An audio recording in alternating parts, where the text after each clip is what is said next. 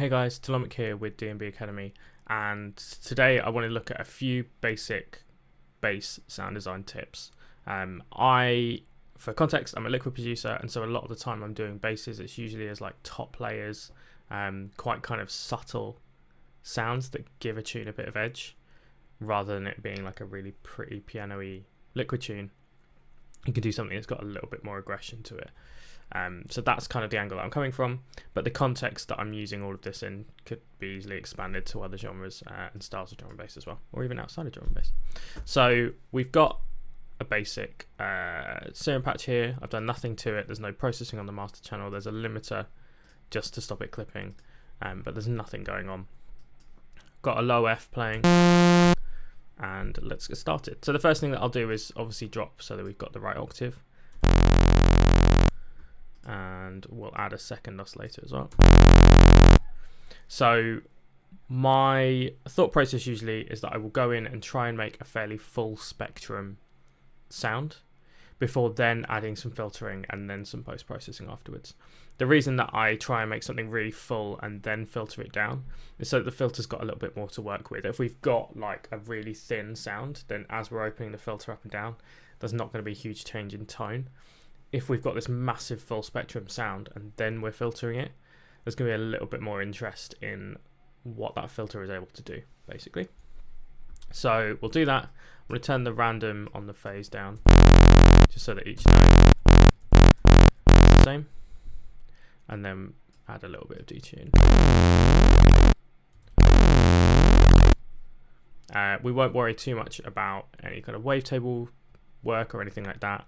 Obviously, if you are going in and using other wavetables, modulating the wavetable position, etc., you'll get more interesting tones, but we'll kind of focus on context first. So,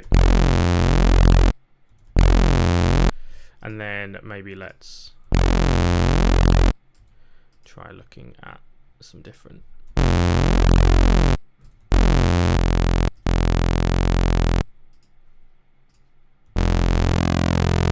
Cool, there we go. I tend to kind of scroll through and just find something that works.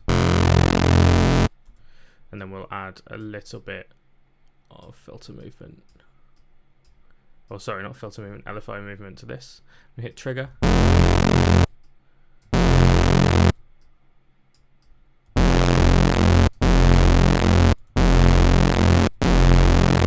And maybe.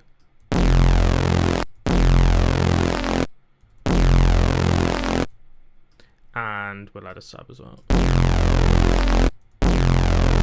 Part of the reason I add a sub, even if the sound doesn't need it, is that when we then add any distortion and anything else, particularly in serum, that sub is then going to be adding another layer that's pushing into that distortion and driving the sound a bit harder. Basically, if we've got any distortion processing on a sound, the hotter or louder the sound is going into that distortion, the more the distortion is going to work.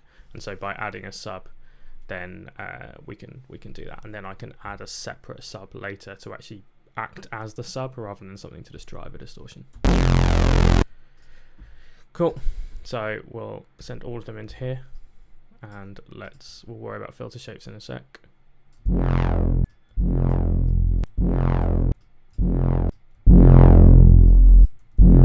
And then let's try maybe a bandpass instead.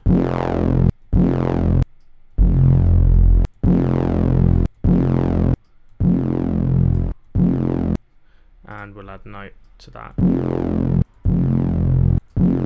What the note keyboard tracking will do is basically if I play a higher note, then the frequency of the filter will go higher. If we play a lower note, then the frequency of the filter will go lower. That's why when I activated it, I had to bring the cutoff down a bit to kind of get it back to where it was before. Cool. Now we've got this. Now let's work on bringing some of our tone back again. So, bit of distortion.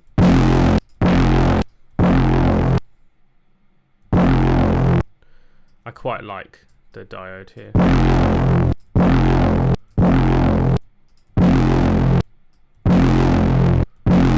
We can get away with doing distortion way over what we need because we've got another filter here. We can add filters in post, etc.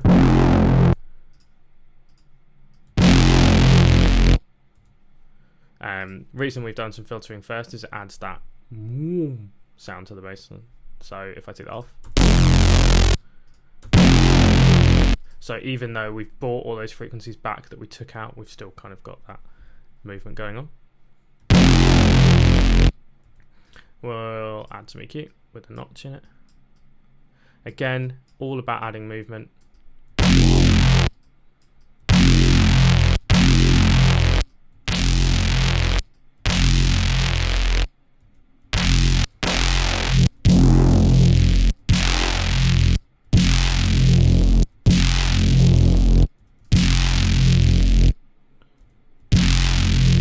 Sometimes I just like to check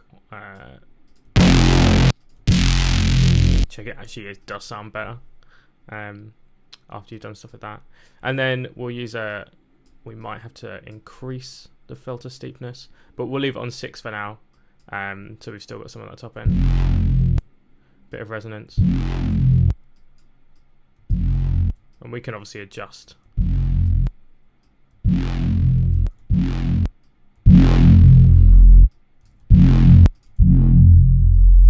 Let's try a bandpass.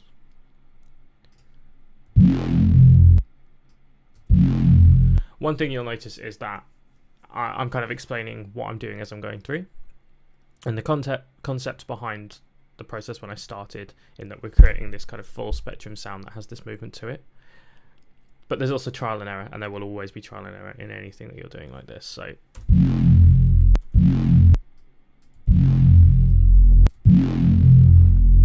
nice. And then let's maybe increase that.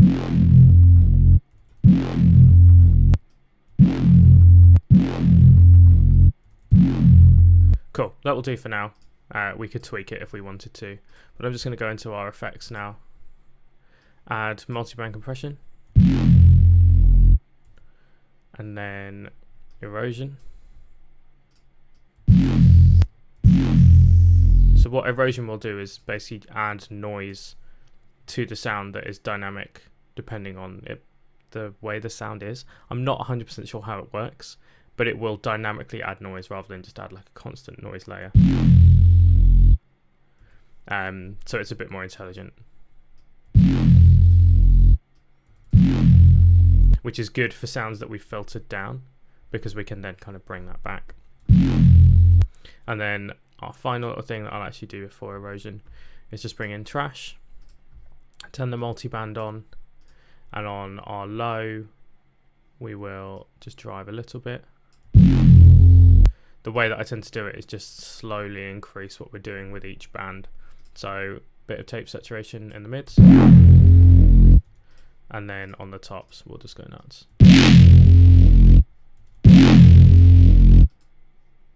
And there we have it. And we can obviously go into here as well and edit.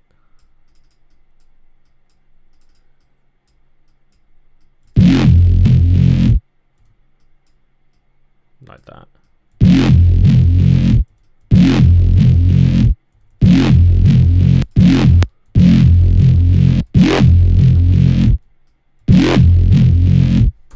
Yeah, so it's kind of a taste thing, but to quickly summarize, start with a full spectrum sound, add a filter to add a bit of movement, bring some of those tops back with some distortion, some multiband compression, and then add some movement back in again using another filter, so that we've got 2 kind of layers of filter movement going on. And then look at your post-processing, your distortions, maybe erosion, just to kind of bring some brightness back but still keep that movement back in the sound. So you've got an interesting bass sound and an interesting tone, rather than something that's just big and aggressive and has no like control to it. Yeah, so hopefully that made sense. Any questions, let us know, and I'll see you in the next one.